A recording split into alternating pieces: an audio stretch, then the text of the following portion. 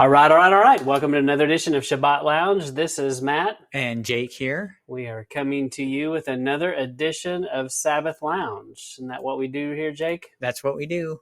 Well, we appreciate that you came along today. And Jake, what do we need them to do? Like and subscribe and share with your friends, and go check us out on all the social sites. Look for Sabbath Lounge and spread the word. Spread the word. You might consider, if you are someone who reads the Torah portions like we do, Jake, what do they do with the Torah portions? Read them. And then you can check out when we post our hot takes on the Torah portions every week. So you can follow along with that if you would like, and throw some comments in there. Yep. So we'd love for you to do that. And also we'd appreciate if you give us some kind of icon, maybe a frowny face or something for this particular episode. Oh, that would make sense. In the comments, or something that looks like that to you, because today's topic is Yeshua Hates. Ooh, that's a bad word, Matt. Yes. Definitely, a lot of people immediately are going to could possibly be upset by us saying that Jesus hates something. Yes. But we're going to take a look at some scriptures, and this is going to be a two-part series, or at least we think it's two parts. Maybe it's more, but we're going to try to put it in two pieces. And then we're going to talk about the Nicolaitans.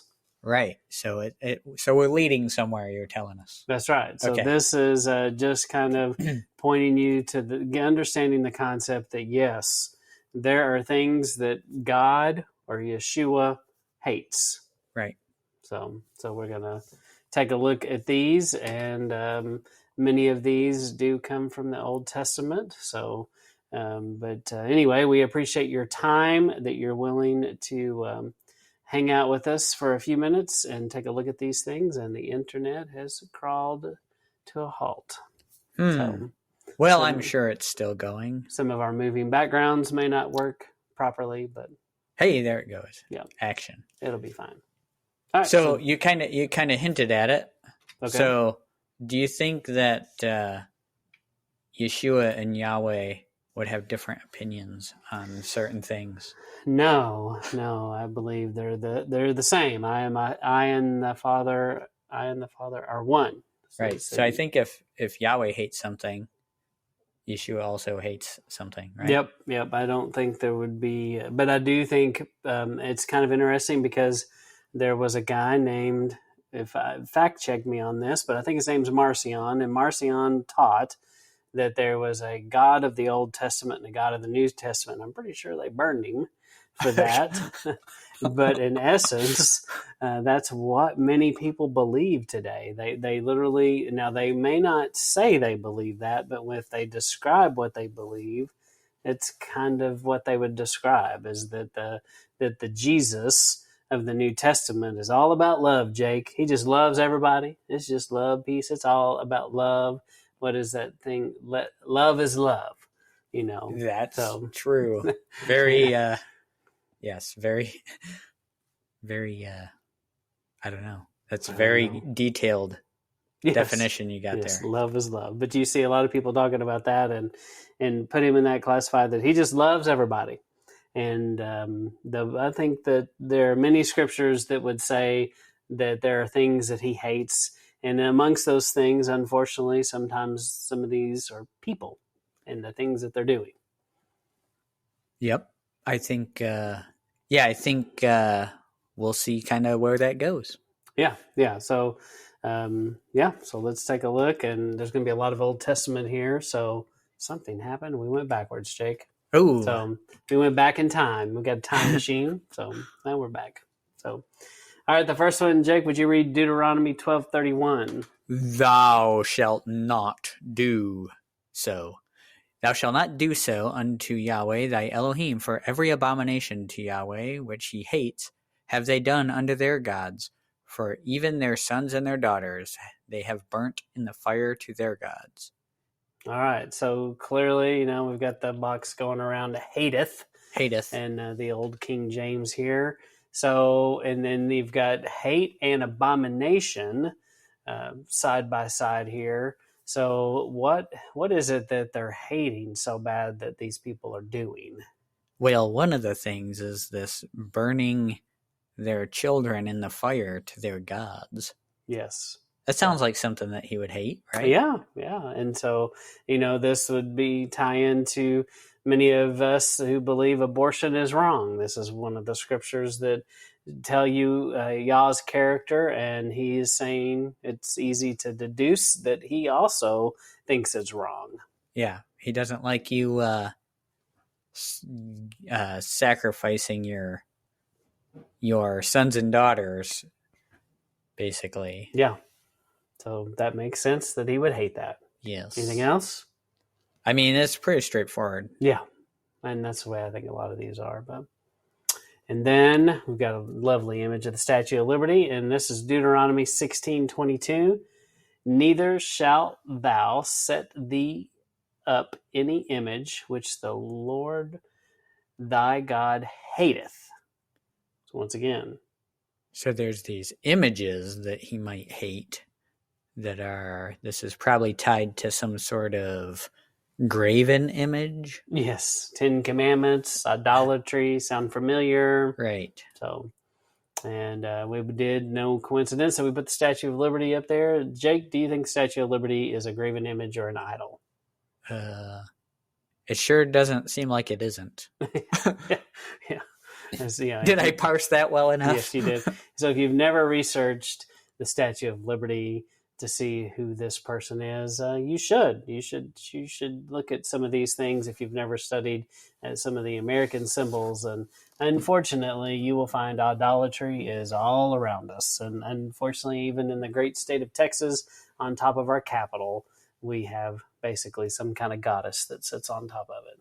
And almost every capital has something like that. They're everywhere. That's right. So it's, as a kid, that was one of those things I always thought, well, that was a long time ago. People don't do that today. Well, turns out they do. Seems like. Yep. All right, so clearly hates that. And then read this one, Jake, Psalm 11:5. Yahweh tries the righteous, but the wicked and him that loves violence, his soul hateth. So, people who love violence. So, do you think that is someone who has, like we read in the Old Testament about Joshua? There's some of his stuff seemed kind of violent. Does that mean Joshua loved violence? I think doing violence and loving violence are different things. Yeah. And we can't say that Joshua was wicked either. Right. So I think it's important to understand that he's talking about people that have wicked intentions. Do you think that has to do with what's in their heart or just their physical manifestation? Probably both. I think if you want a really good dichotomy between wicked and righteous, read through Psalm 119 is a very good place to see that difference. And sometimes it's actions, sometimes it's in their hearts. So. Yeah. If we talk about how Yah looks at our heart, we talk a lot about the good side of this, that when we follow his ways and do the things he's asked us to do, even if we've maybe not done everything perfect, especially following Torah, we could have calendar and dates and all kinds of things off, but we know that he looks down and he sees our hearts, he sees our intent, and he's pleased. The opposite is also true. Unfortunately, the people that are wicked, most of the time that is just a reflection of the darkness and what's inside. Right. So. Yeah, and you can parse this correctly in Scripture. The difference between this love of violence and just violence in general. You can find that difference because some of the commands, the punishments for breaking certain commands are violent. Yeah.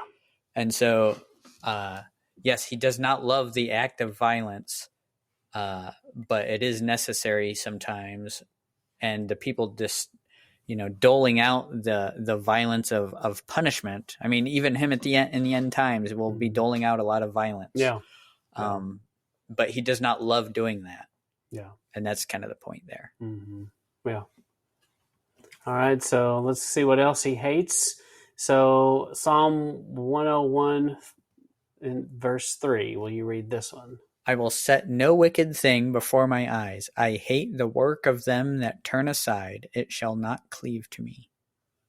So he hates the work of them that turn aside. What does that mean? He hates the people that turn aside. Well, I sleep on my side. I mean, I'm a side sleeper myself. I'm kind of a fetus sleeper. Are you? I sleep in a ball. I figured that would be you. But but especially when it's cold out. But yeah, so this is turning aside from the path, right? The straight and narrow path, turning aside from righteousness. Mm-hmm. What we would call it'd be what you're repenting from. Yeah. Right? Yeah. You're turning aside from going toward him to going one of the other infinite paths that don't lead to him. And there's definitely people who are making a choice. They've right. deliberately gone, you know what? I am not doing this. And so it almost implies somebody that may for a minute either walked on the path of good or were exposed to what was right and they've chosen to go against it. Yeah.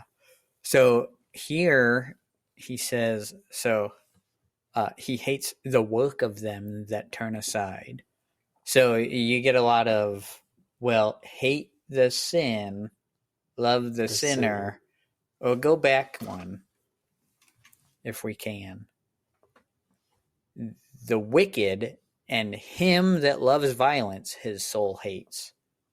So right here he's saying he doesn't love the person in this case.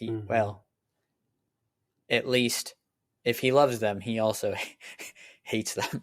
So and I think it's one of those things. He does hope and he wants all people to be saved, but sometimes when they've made the choice, he talks in the New Testament about how people are given over, and at some point he literally just gives them over to their own terrible heart and desires, and they just eventually, he's like, whatever, you clearly don't want to do this, so have at it. And you've Romans 1 to yourself. Yeah.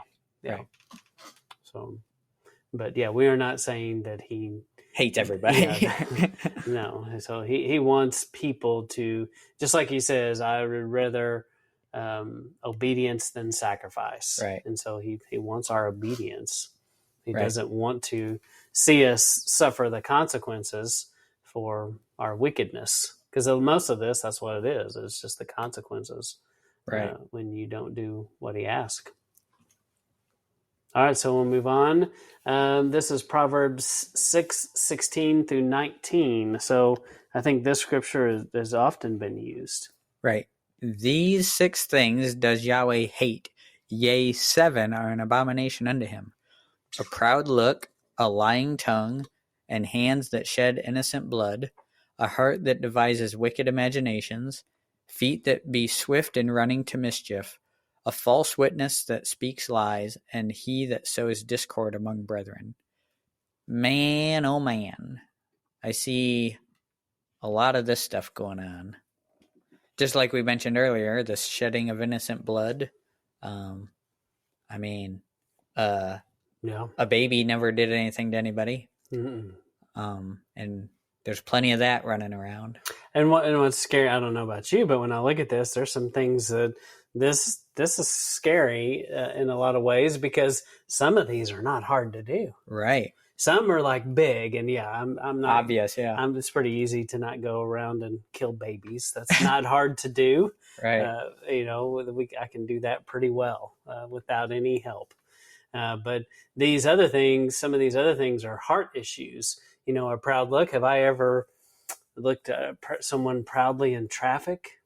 Yeah. That's I think that could mean a lot of things, but it's definitely not something that. Yeah, like anytime you think higher than yourself, then you should. Yeah. I mean, and think about in traffic so many times when, like if you're going 70 down the road and somebody passes you going 90, you're like, oh, you maniac. right. But if you're the one in a hurry, then it's different. Yeah. But that to me is kind of like even a proud look. But the lying tongue, I mean, we definitely have maybe sometimes said things, and maybe sometimes with good intentions, but still, lying is lying. Right. So, and what young boy did not have feet that were swift to run to mischief? Oh yeah. And so, and sowing discord. Oh, that's easy to do. Yeah, that is pretty easy. So, but anyway, and it's interesting too because here you have this other section, this quote from Proverbs in the Old Testament, and we don't often, we came along and we looked at the words that Yeshua said in the New Testament, like, oh, it's all about what's in the heart, but it was always kind of like that. And so these issues all go back to what's in your heart, and you don't do these things if there's not something bad in there. Right. So, but anyway, and we don't know why it says 6 things and then says, yea, 7. We don't know. Maybe if you know, let us know. It's a conundrum. All right. So this image alone looks interesting. So it looks like sparklers, maybe. It looks like, I don't know. So doesn't look good.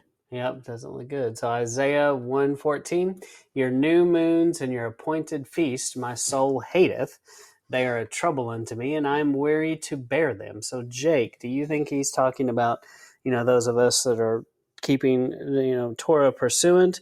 Is he talking about Sukkot, and is he talking about Passover and these things, or what do you think? What do you think he's talking about here? So when you look at the actual, situation he's dealing with, this is in Isaiah 1, and he's going through a whole list of things that his people have turned aside from his ways. And let me just read verse 13 here real quick, and it'll kind of give a little bit of an idea here. Bring no more vain oblations. Incense is an abomination to me. The new moons and the Sabbaths, the calling of assemblies, I cannot away with. It is iniquity, even the solemn meeting. So, is it breaking the Torah to keep Sabbath? No.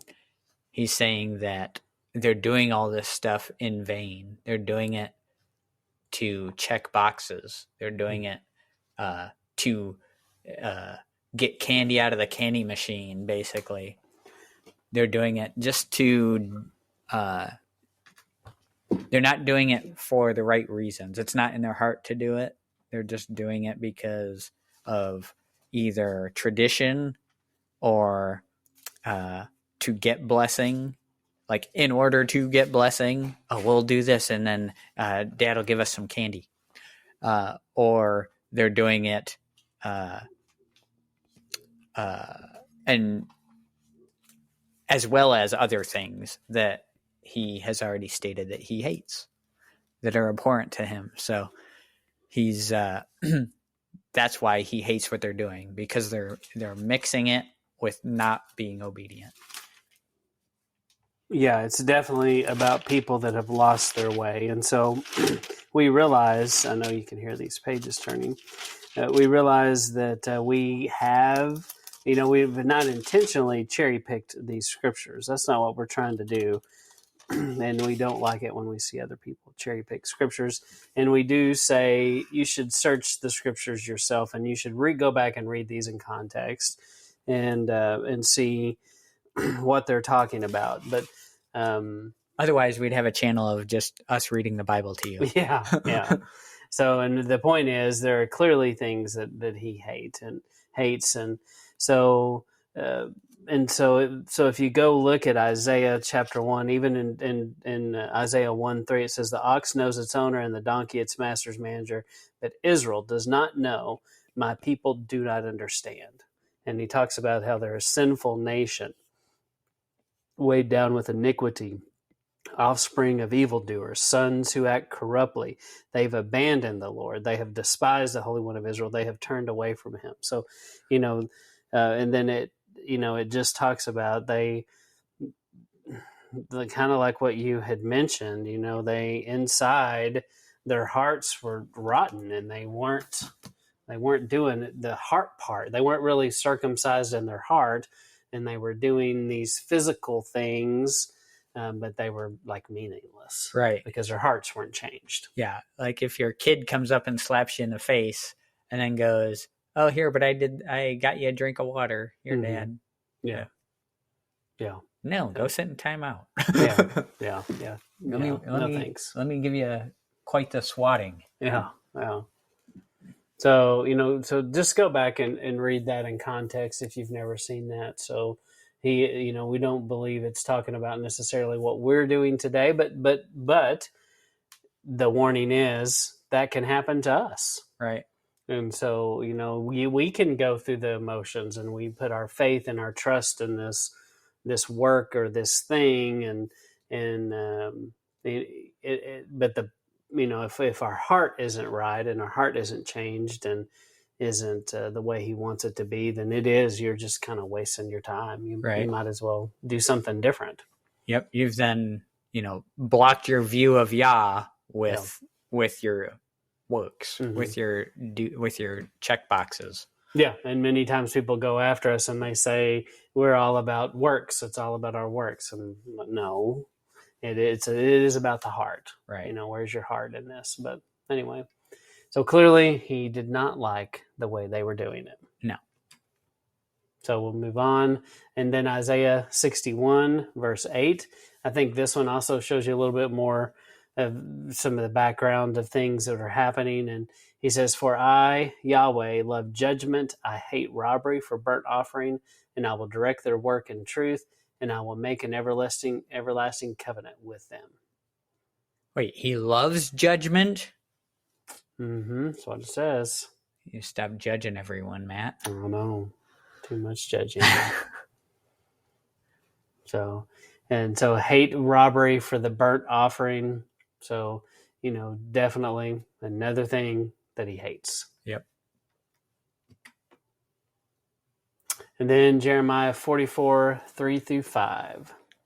Because of their wickedness, which they have committed to provoke me to anger, and that they went to burn incense and to serve other gods, whom they knew not, neither they, yea, nor their fathers. Howbeit I sent unto you all my servants, the prophets, rising early and sending them, saying, Oh, do not this abominable thing that I hate. But they hearkened not, nor inclined their ear to turn from their wickedness, to burn no incense unto other gods. So burning incense to other gods, that's bad news. Yeah. And they didn't even care, basically. They're like, whatever. Yeah, so they're not listening. Didn't even care. They knew that he sent them people to tell them, hey, stop doing that. And they're like, forget that noise. I'm doing what I want. Yep. All right, and then Hosea 9, 14-16. Give them, O Yahweh, what wilt you give? Give them a miscarrying womb and dry breasts. All their wickedness is in Gilgal, for there I hated them. For the wickedness of their doings I will drive them out of my house. I will love them no more. All their princes are revolters. Ephraim is smitten. Their root is dried up. They shall bear no fruit. Yea, though they bring forth, yet will I slay even the beloved fruit of their womb. Dadgum. Yeah, that sounds pretty rough right there. So he clearly... That's some strong language. Strong language. And does it read like he hates someone? Like a people group? It sure reads like that. Yeah. I will love them no more. Yeah. But, I mean, it says you can't be separated from his love. Right? in the New Testament. I hear that verse a lot. Right. He can't be separated, but you can't contradict. It has to work together. Yeah. So that not being separated from his love, there must be more to it. Definitely more to this. We would encourage you to look deeply into that. And then there's also other scriptures that we don't have in there about how he's patient and long suffering. So for him to get to this point, it took a really long time, right, in multiple generations. And he did send prophet after prophet after prophet, and mostly they killed the prophets or didn't want to listen right. to them. And and so it took him a minute to get here. It's not like he went 0 to 60 instantly and it was like, I'm done with you people. Right. But it took a long time. I think a lot of times people like hone in on this kind of stuff and go, well, Old Testament God is vengeful. He scares me. And whereas New Testament is love. So it's, yes, he has some pretty hard smack talk for these people. Yeah. But Yeshua does too. He has some smack talk he drops too. Look at Revelation for starters. Right. When he comes back on the horse. And so there's both sides of it. We're just saying don't neglect one side and make him a one-dimensional, idea. Yep, that's right. So we'll move on to take a look at what does he hate. Amos 5:20 through 22 says, "Shall not the day of Yahweh be darkness and not light, even very dark and no brightness in it? I despise your feast days, and I will not smell in your solemn assemblies. Though ye offer me burnt offerings and your meat offerings, I will not accept them, neither will I regard the peace offerings of your fat beast."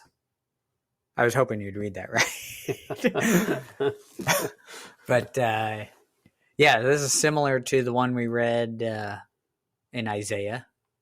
He despises their feast days. He hates and despises their feast days. And he won't even smell in your solemn assemblies.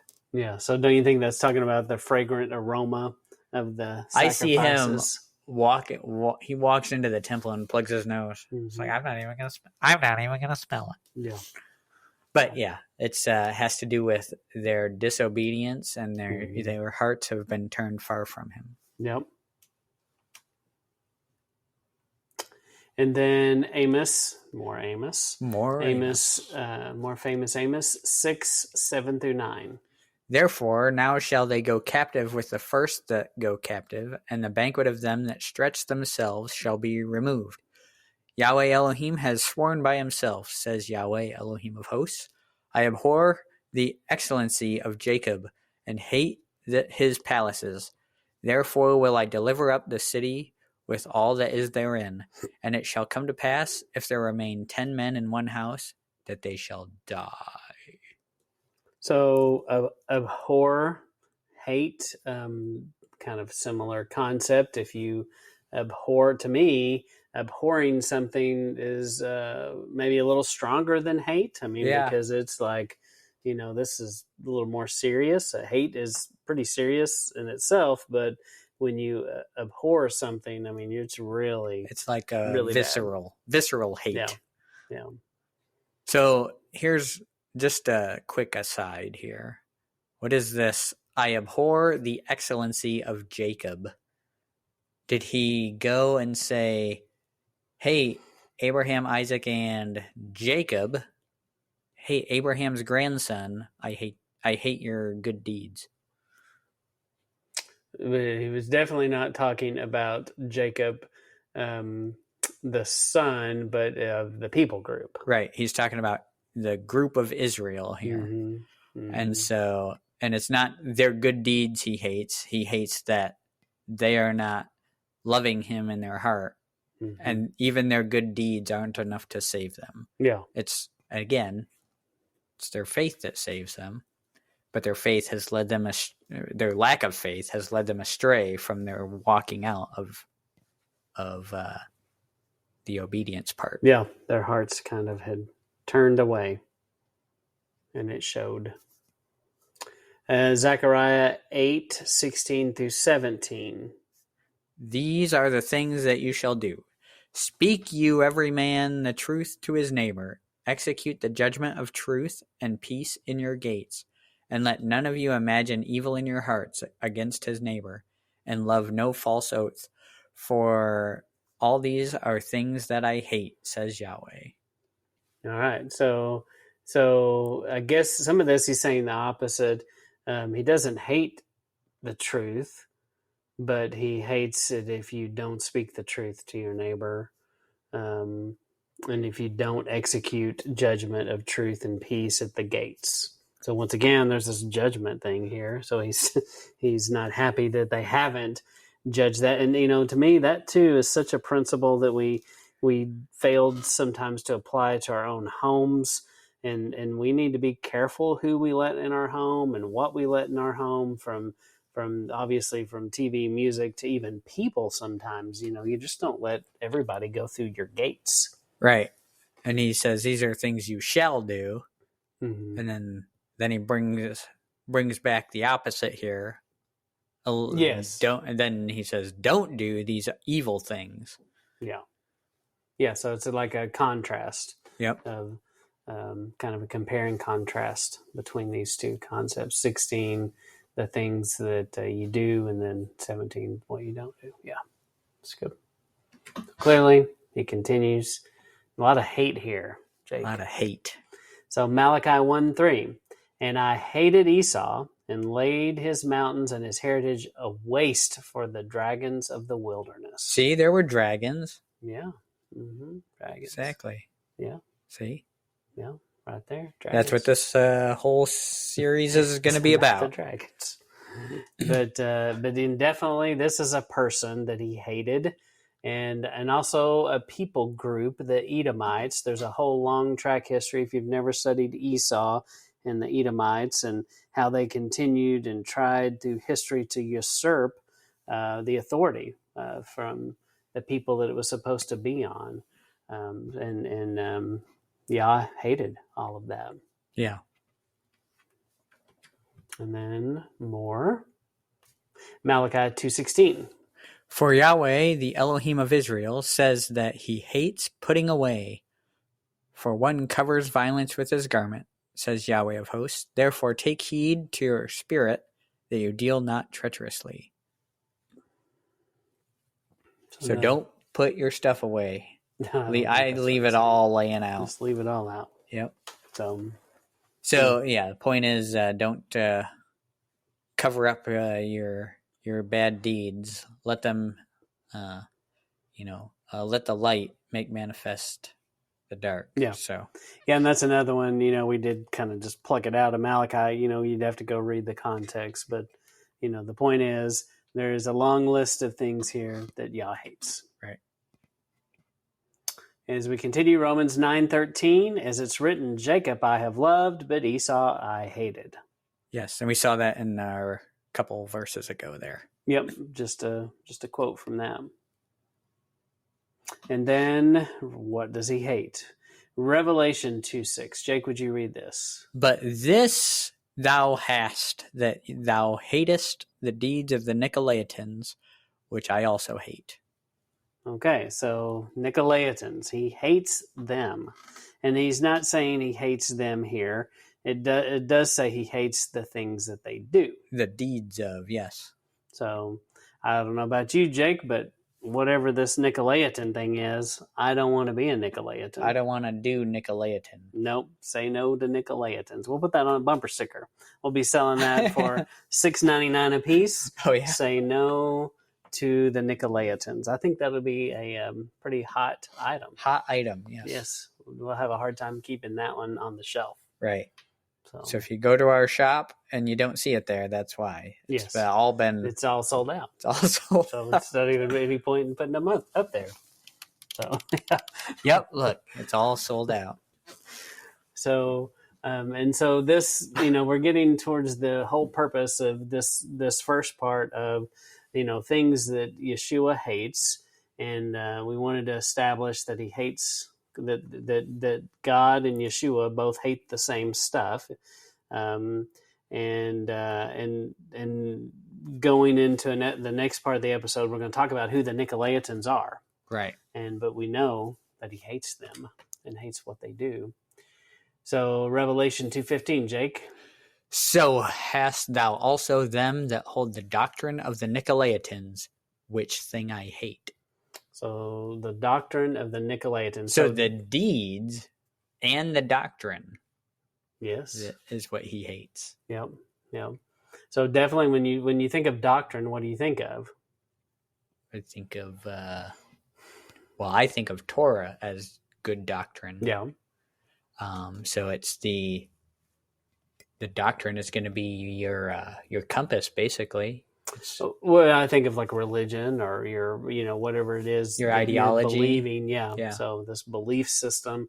So, it's their deeds and this entire belief system. That's like your mission statement, kind of. Yeah. So it's worthy to spend our time. If he hates something, I think we should know why he hates it, and we should study it to make sure that we don't do the very thing that they did that he hates. So that's why we're here, is we want to make sure that we understand who the Nicolaitans are and why we also should hate their deeds and their doctrine. Right. So that's where we're going to kind of wrap it up and end it. So this is part 1 of Jake. Guess what? There's some things that Yeshua hates. Indeed there are. And so we're going to take a look at the Nicolaitans, and we hope that you come back and that you listen to the second part. And if you made it all the way this far, you are amazing and you are a super fan, and we appreciate you. We appreciate all of our super fans. That's correct. That's right. And we appreciate comments and when you drop in little icons there, and I think it makes sense if you drop in some kind of frowny face or something that would represent hate. Yeah, give us a lot of thumbs downs on this. No, we don't want thumbs down. Give us thumbs up, like, subscribe, comment, all those things. So. Oh, yeah, I don't do this social media thing too well, do I? No. All right, well, I think that's about all I have. Jake, what else? I think that's about it.